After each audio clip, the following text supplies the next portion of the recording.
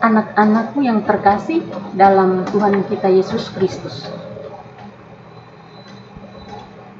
kita bersyukur kepada Tuhan pada hari ini karena kita masih diberikan nafas kehidupan bagi kita dan boleh menikmati hari baru dengan penuh sukacita dari Tuhan. Semoga kita sekalian selalu sehat dan berkat Tuhan senantiasa melimpah kita, sehingga boleh mengikuti kegiatan pembinaan rohani pada hari ini dengan sehat. Anak-anak yang terkasih, sebelum kita mengawali segala doa dan permohonan kita pada pembinaan rohani ini, mari kita mengawalinya dengan berdoa. Kita menandai diri kita dengan tanda keselamatan Kristus. Dalam nama Bapa dan Putra dan Roh Kudus. Amin.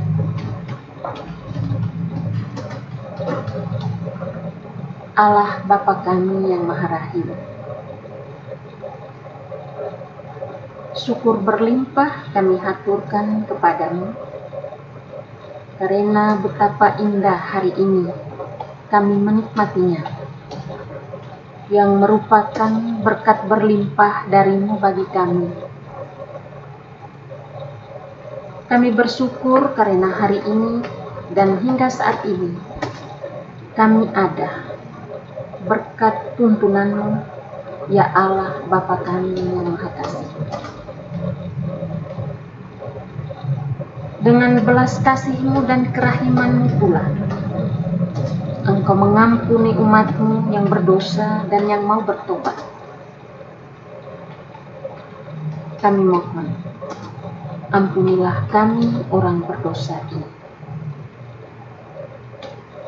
Mampukan kami untuk sanggup mengampuni semua orang yang bersalah kepada kami tanpa syarat. Ya Allah, kasihanilah kami orang berdosa ini. Amin. Anak-anakku yang terkasih dalam Tuhan kita Yesus Kristus,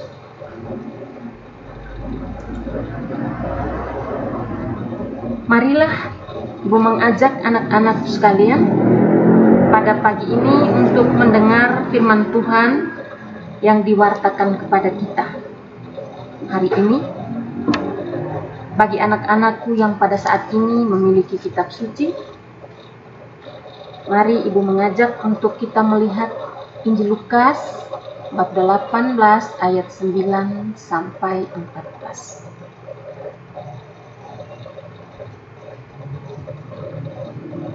Semoga Tuhan beserta kita sekarang dan selama-lamanya. Inilah Injil Tuhan kita Yesus Kristus menurut Lukas. Dimuliakanlah Tuhan.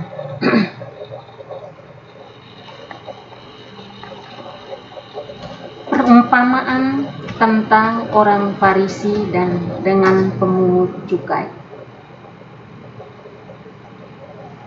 Dan kepada beberapa orang yang menganggap dirinya benar dan memandang rendah semua orang lain, Yesus mengatakan perumpamaan ini. Ada dua orang pergi ke bait Allah untuk berdoa. Yang seorang adalah Farisi dan yang lain pemungut cukai. Orang Farisi itu berdiri dan berdoa dalam hatinya begini. Ya Allah, aku mengucap syukur kepadamu, karena aku tidak sama seperti semua orang lain. Bukan perampok, bukan orang lalim, bukan pezinah, dan bukan juga seperti pemungut cukai ini. Aku berpuasa 2 kali seminggu. Aku memberikan 1/10 dari segala penghasilanku. Tetapi pemungut cukai itu berdiri jauh-jauh. Bahkan ia tidak berani menengadah ke langit, melainkan ia memukul dirinya dan berkata, "Ya Allah, kasihanilah aku orang berdosa ini." Aku berkata kepadamu, orang ini pulang ke rumahnya sebagai orang yang dibenarkan Allah, dan orang lain itu tidak. Sebab barang siapa meninggikan diri, ia akan direndahkan, dan barang siapa merendahkan diri, ia akan ditinggikan. Demikianlah Injil Tuhan. Terpujilah Kristus.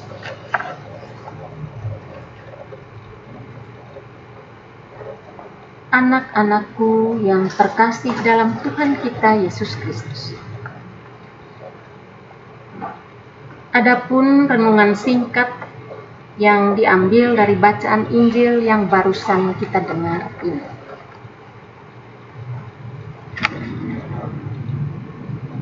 Ada seorang datang ke hadapan Tuhan untuk berdoa. Nama orang itu tidak disebutkan. Tetapi anak-anak yang terkasih, dari cara mengambil tempat duduk di dalam kenisah, pasti dia ini orang terpandang. Dia ada di tempat yang paling depan.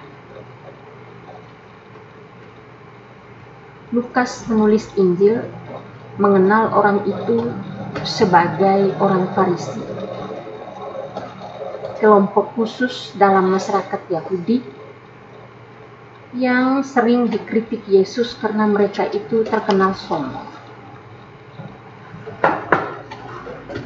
Orang itu berdoa. Doanya bisa dibagi dalam dua bagian.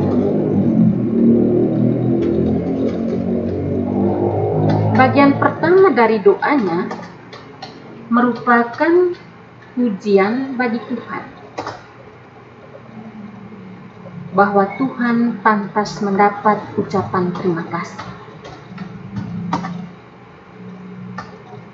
Selanjutnya, doa itu berupa pujian untuk dirinya sendiri. Demikian doanya. Ya Allah, aku mengucap syukur kepadamu karena aku tidak sama seperti orang lain. Bukan perampok, bukan orang lalim, bukan pesinah, dan bukan juga seperti pemungut cukai ini. Aku berpuasa 2 kali seminggu. Aku memberikan 1/10 dari segala penghasilanku. Amin. Anak-anakku yang terkasih dalam Tuhan kita Yesus Kristus. Walaupun tidak disebut dengan terang-terangan, orang itu sebenarnya sudah menganggap dirinya sempurna dan tidak mempunyai cacat celah. Dia tidak meminta sesuatu pun dari Tuhan. Dalam doanya, orang itu seolah-olah mau mengatakan, Tuhan, saya tidak membutuhkan Engkau lagi. Tuhan, saya ini hebat. Dalam doa itu ada penghinaan atas Tuhan dan atas sesamanya manusia. Dalam doa itu dijelaskannya perbuatannya yang baik, dan untuk itu Tuhan harus membayarnya. Tuhan tidak lagi dilihatnya sebagai hakim atas dirinya, tetapi Ia sendiri adalah hakimnya. Keselamatan tidak lagi dilihatnya sebagai anugerah Tuhan, tetapi sebagai hasil usaha sendiri.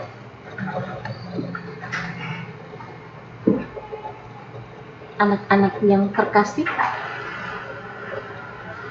ada seorang siswa, kita sebut saja namanya Anton. Dia baru lulus dari SMP. Dia lulus dengan nilai terbaik. Nilai ujian yang dicapainya semuanya baik. Dia bekerja keras sebelum ujian. Dia belajar sungguh-sungguh. Dia datang kepada kepala sekolahnya. Terima kasih Pak, saya telah lulus dengan hasil yang memuaskan. Sebab saya telah belajar mati-matian. Saya belajar sungguh-sungguh. Saya tidak seperti teman-teman lain yang tidak serius dalam belajar. Mereka menunggu saat ujian baru belajar. Saya belajar paling kurang 8 jam satu hari. Saya tahu untuk mengatur waktu, untuk belajar dan kegiatan yang lain. Wajar sekali kalau saya dapat hasil seperti sekarang ini.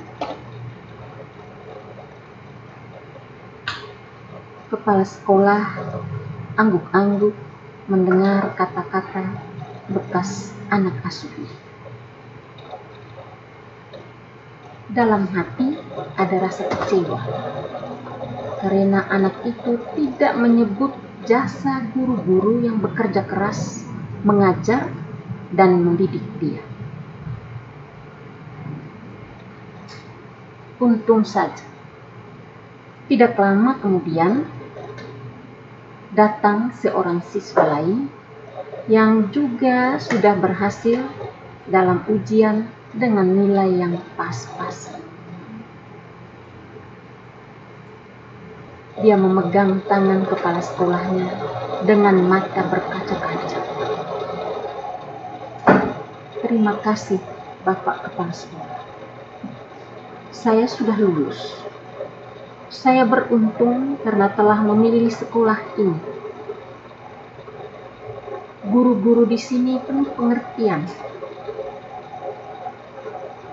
Karena kerja keras mereka, akhirnya saya berhasil. Kalau dulu saya pilih sekolah lain, pasti saya sudah tidak sekolah lagi. Terima kasih Pak atas semua jasa dan pengorbanan untuk saya.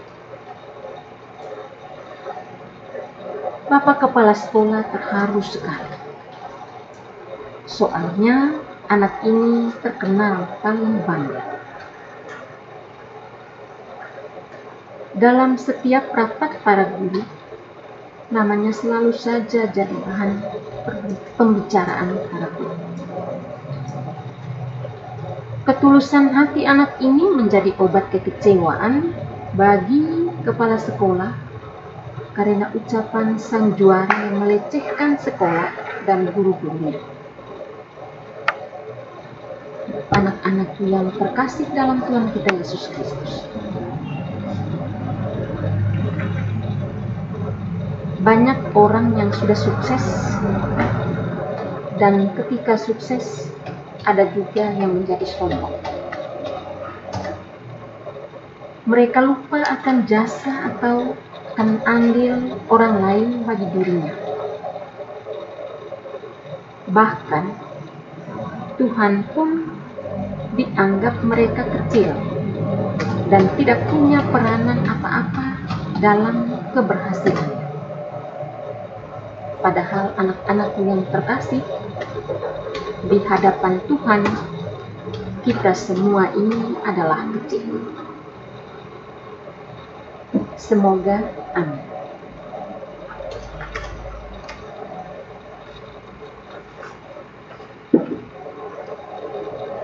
Anak-anakku yang terkasih dalam Tuhan kita Yesus Kristus, marilah kita mengakhiri renungan dan ibadat kita pagi ini dengan doa.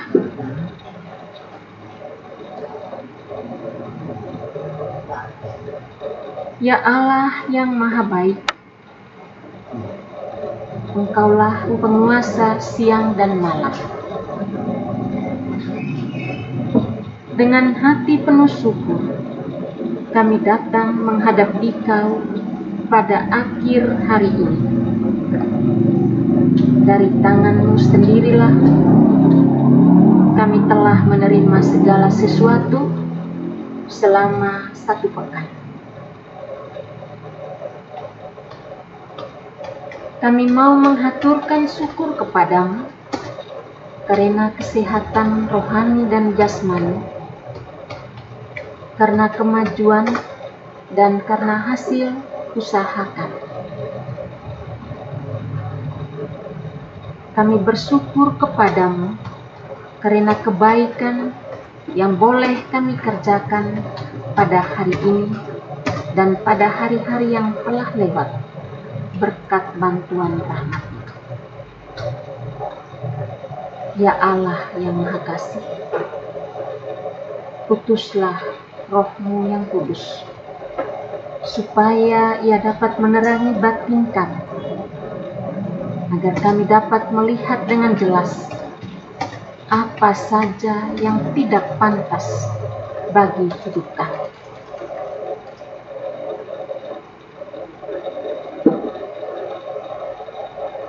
Ya Allah yang Maha Rahim, kasihanilah kami. Kristus Sang Juru Selamat, bangkit dan tolonglah kami. Sembuhkanlah jiwa kami, karena kami telah berdosa di hadapan-Mu. Ke dalam tangan-Mu ya Tuhan, kami menyerahkan diri kami, orang tua, bapa dan ibu guru, dan semua orang yang telah berbuat baik dan berkehendak baik kepada kami. Semua orang yang teraniaya dan putus asa, semua orang sakit yang akan meninggal dunia, bantulah sekalian orang yang tertimpa kesulitan dan penderitaan, terutama penderitaan yang disebabkan oleh virus corona. Anugerahkanlah ketentraman yang abadi kepada sekalian saudara kami yang sudah berpulang kepadamu. Doa dan permohonan ini kami sampaikan kepadamu ya Tuhan, dengan perantaraan Kristus Tuhan kami. Amin. Dalam nama Bapa dan Putra dan Roh Kudus. Amin. Terima kasih. Sampai jumpa.